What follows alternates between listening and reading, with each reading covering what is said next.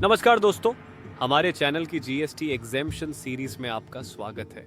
आज हम चर्चा करेंगे एंट्री नंबर 18, इसके साथ ही entry number 20, entry number 21, 21A, 21B और 22 पर भी चर्चा करेंगे। एंट्री नंबर 18 जो इस प्रकार है, services by way of transportation of goods.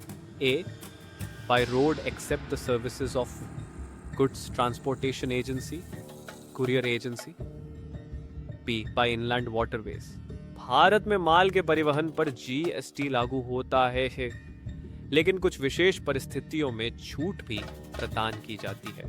सड़क मार्ग या आंतरिक जलमार्गों द्वारा माल के परिवहन की सेवाएं जीएसटी से मुक्त हैं, जब तक कि वे गुड्स ट्रांसपोर्ट एजेंसी या कुरियर एजेंसी द्वारा प्रदान नहीं की जाती। गुड्स ट्रांसपोर्ट एजेंसी वह संस्था होती है जो माल के सड़क मार्ग से परिवहन की सेवा प्रदान करती है और कंसाइनमेंट नोट जारी करती है। यह नोट यह दर्शाता है कि जीटीए माल की जिम्मेदारी लेती है और इसे सुरक्षित रूप से गंतव्य तक पहुंचाने के लिए उत्तरदायी होती है। इसलिए जीटीए द्वारा प्रदान की गई सेवाएं जीएसटी के अंतर्गत आती हैं। कुरियर एजेंसी वे सेवाएं प्रदान करती हैं जो समय संवेदनशील दस्तावेजों और वस्तुओं की डोर टू डोर डिलीवरी करती हैं। इनकी सेवाएं संगठित और ट्रैक करने योग्य होती हैं, इसलिए ये भी जीएसटी के अंतर्गत आती हैं। हालांकि व्यक्तिगत ट्रक या टेम्पो ऑपरेटर जो कंसाइनमेंट नोट जारी नहीं करते, वे जीटीए की परिभाषा में नहीं आते और उनकी सेवाएं जीएसटी से मुक्त होती हैं। यह छूट छोटे और असंगठित परिवहन प्रदाताओं को कर राहत प्रदान करने के उद्देश्य से दी गई है।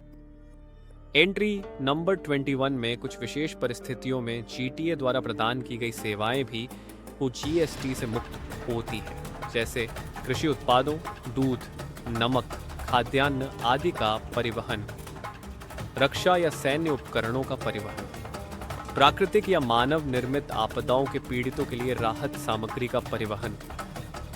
एंट्री 20 में यही वस्तु अगर रेल के माध्यम से परिवहन की जाती है तो जीएसटी से छूट प्राप्त रहती है। वही एंट्री नंबर 21A के अनुसार यदि गुड ट्रांसपोर्ट एजेंसी किसी अनरजिस्टर्ड या असंगठित क्षेत्र को सेवा प्रदान करती है तो वह भी जीएसटी के दायरे से बाहर रहेगी। एंट्री नंबर 21B के अनुसार यदि गुड ट्रांसपोर्ट एजेंसी किसी लोकल अथॉरिटी, गवर्नमेंट एजेंसी या डिपार्टमेंट और establishment of central government, state government और यूनियन टेरिटरी को सेवा प्रदान करती है तो वह भी जीएसटी के दायरे से बाहर रहेगी। एंट्री नंबर 21B के अनुसार यदि कोई व्यक्ति गुड्स ट्रांसपोर्ट एजेंसी को परिवहन के साधन जैसे ट्रक आदि किराए पर देता है तो उस किराए पर भी उस व्यक्ति को जीएसटी जमा करने की आवश्यकता नहीं होती।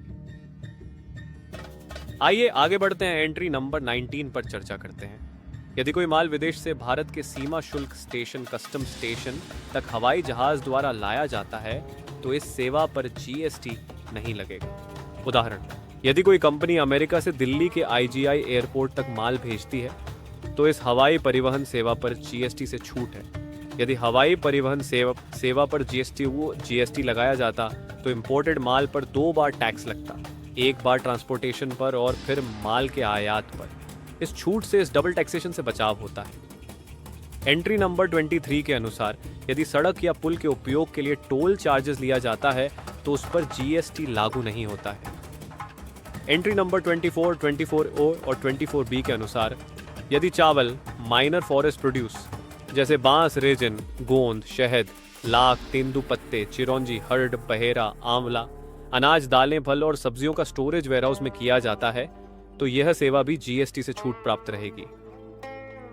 आइए आगे बढ़ते हैं और एंट्री नंबर 27 की ओर, जो कि है services by way of A, extending deposits, loans or advances insofar as the consideration is represented by way of interest or discount other than interest involved in credit card services. B, inter-sale or purchase of foreign currency amongst the banks or authorized dealers of foreign exchange or amongst banks and such dealers. इसका मतलब है जब कोई bank या वित्तीय संस्था loan या advance प्रदान करती है और इसके बदले में उन्हें इंटरेस्ट या डिस्काउंट प्राप्त होता है तो ऐसी सेवाएं जीएसटी के अंतर्गत नहीं आती। उदाहरण, यदि कोई बैंक किसी ग्राहक को 1 लाख रुपए का ऋण 10% वार्षिक ब्याज दर पर देता है तो उस ब्याज पर जीएसटी नहीं लगेगा। वही जब दो बैंक या ऑथोराइज्ड डीलर आपस में फॉरेन करेंसी का परचेस या सेल करते हैं तो ऐसी सेवाएं भी जीएसटी से मुक्त हैं। उदाहरण, यदि दो बैंक आपस में डॉलर और यूरो का आदान प्रदान करते हैं तो इस लेन देन पर जीएसटी नहीं लगेगा। महत्वपूर्ण बिंदु, यह छूट केवल बैंकों और ऑथराइज्ड डीलर्स के बीच के लेन देन पर लागू होती है। यदि कोई बैंक या डीलर आम जनता के साथ फॉरेन करेंसी का लेन देन करता है तो उस पर जीएसटी लागू हो सकता है। तो आज के लिए इतना ही, मिलते हैं अगली वीडियो में। समय देने के लिए धन्यवाद।